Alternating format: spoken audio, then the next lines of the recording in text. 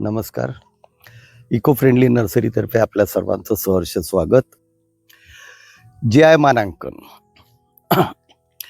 हा geographical indication म्हणून हा एक आहे. GI मानांकन साधारण 1883 याला फ्रान्समध्ये सुरुवात झाली आहे आणि पहिलं GI मानांकन जे मिळालेलं आहे ते वाईन आणि चीज. फ्रान्समधली वाईन आणि चीज ही त्यावेळेस जगप्रसिद्ध होत चालली होती आणि त्यामुळे बऱ्याच लोकांनी तेच नाव वापरून त्याची सुरुवात केली. त्याच्यानंतर फ्रान्सने करार केला. कालांतराने हळूहळू WHO वगैरे मान्यता देत देत पुढे हे GI मानांकन सर्वत्र पसरलेलं आहे. GI मानांकन म्हणजे जिओग्राफिकल इंडिकेशन. याचा अर्थ असा होतो एखाद्या उत्पादनाचा विशिष्ट भौगोलिक प्रदेशाशी असलेला संबंध. म्हणजे एखादं प्रॉडक्ट किंवा एखादी गोष्ट एखाद्या भागात जर कधी प्रसिद्ध झालेली असली किंवा ती त्या ठिकाणी उत्पादित होत असली तर त्या भौगोलिक परिस्थितीनुसार त्या भागाचा तो संबंध जोडला जातो आणि त्यानुसार ते GI मानांकन ही सुरुवात होते. 1999 हा कायदा भारतात करण्यात आला आणि याची अंमलबजावणी 2003 पासून भारतात सुरुवात झाली.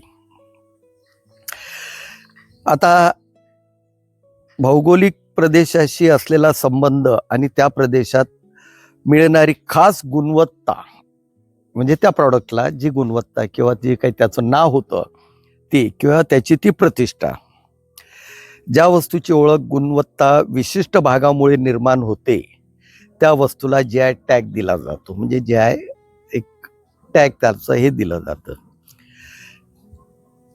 इतर प्रदेशापासून त्या प्रॉडक्टला किंवा त्या टॅगला संरक्षण मिळत असतं.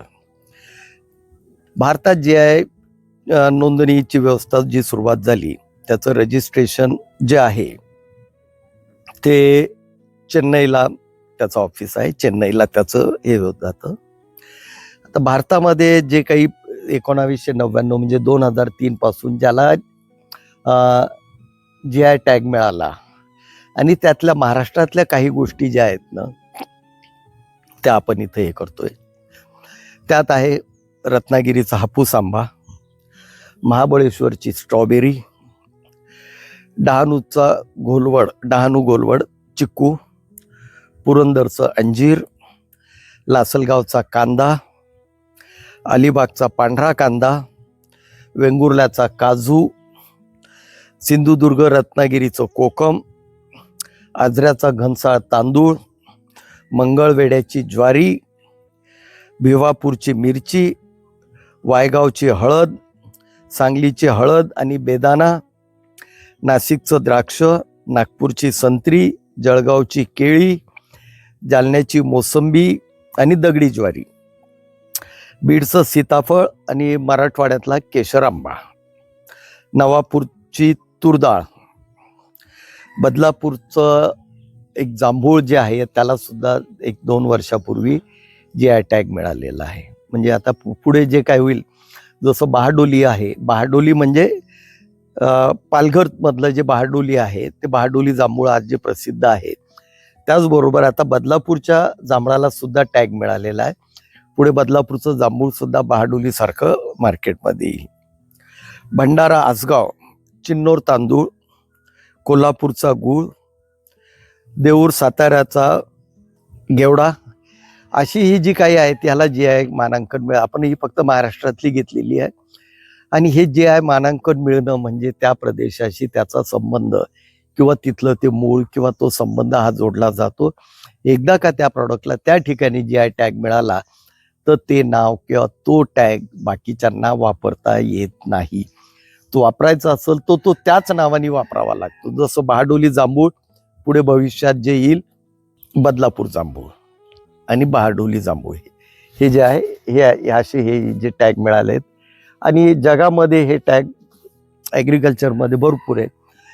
सोलापूर चादर जी आहे ती सुद्धा आहे. पण आपण फक्त आता आपले शेती व्यवसायाशी जे संबंधित आहे त्याचंच हे घेतोय.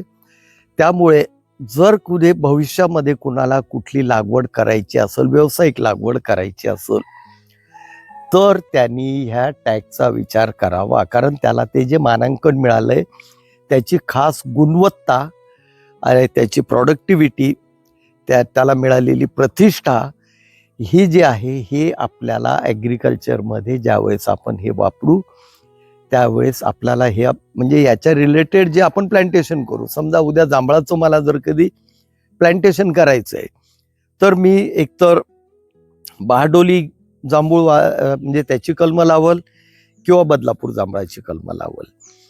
तर त्यामुळे मला जे उत्पादन मिळेल किंवा काय जे मिळेल त्याच्यामुळे निश्चित फरक पडणार आहे. त्यामुळे GI टॅग हा सुद्धा अतिशय महत्त्वाचा आहे. याचा पुढे आपण जसजसं आपण आता पुढचे व्हिडिओ करू त्या व्हिडिओमध्ये याचा उल्लेख येईलच.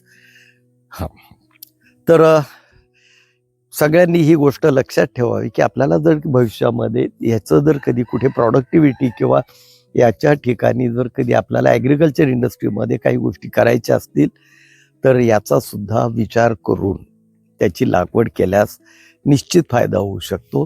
धन्यवाद. चॅनलला सबस्क्राईब करा, लाईक करा, मित्रमंडळीमध्ये शेअर करा. ही माहिती आपण जी आज जमा करतोय आणि हे जे व्हिडिओला टाकतोय हे भविष्यात आपल्या सगळ्यांच्या उपयोगी येणार आहे. बऱ्याचशा दुर्मिळ गोष्टी जे आहे किंवा जे आपल्या शेतात असलेल्या वस्तू की ज्याची गुणवत्ता किंवा ज्याची प्रॉडक्टिव्हिटी किंवा ज्यापासून आपल्याला आर्थिक लाभ जो मिळतो या बाबतीपासून आपण जे वंचित राहतो ते राहू नये म्हणून आपण या सगळ्या गोष्टी ज्या आहेत हे आपण अभ्यासपूर्वक ह्याच्यावर मांडतोय. याच्यामध्ये अजून बऱ्याचशा सुधारणा करू शकतात पण हे बेसिक एक इन्फॉर्मेशन म्हणून याच्यावर आपण लक्ष ठेवायला हरकत नाही. चॅनलला सबस्क्राईब करा. धन्यवाद.